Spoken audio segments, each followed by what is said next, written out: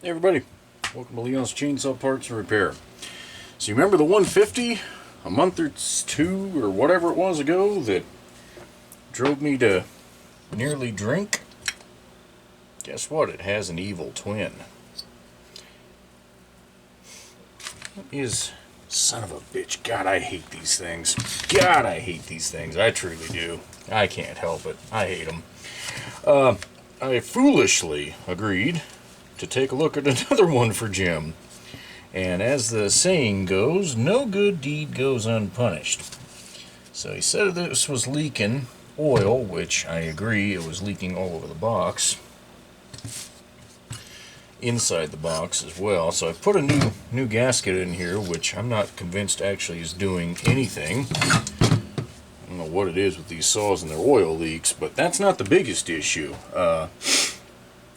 I had rebuilt a spare carb for him, and I will say something's not right in that. Or at least it didn't seem to be as I was trying to run it. This intake manifold, it looks a lot like the last one, where it's really, really pushed out of shape here.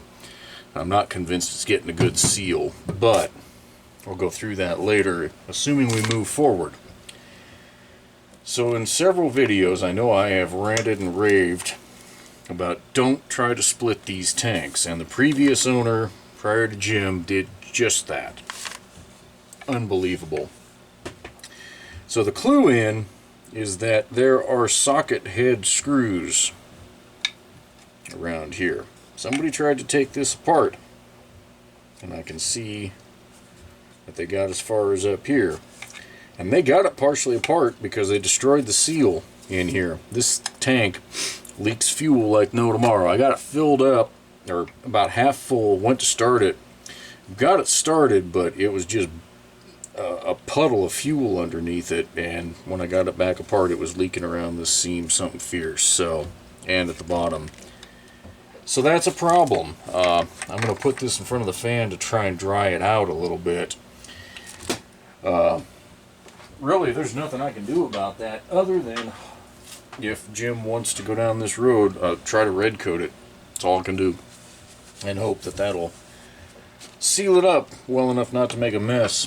And I can go through that carb again and find out what it was running rich, almost extremely rich, like it wasn't seating the needle. And it passed a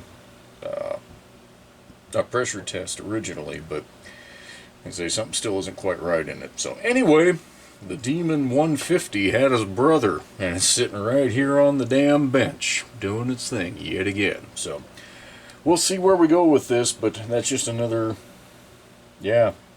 warning. God, if you've got a 150, don't try to split that tank. It's permanently sealed. It's not meant to come apart for any reason at all. Otherwise, you're going to have a mess on your hands.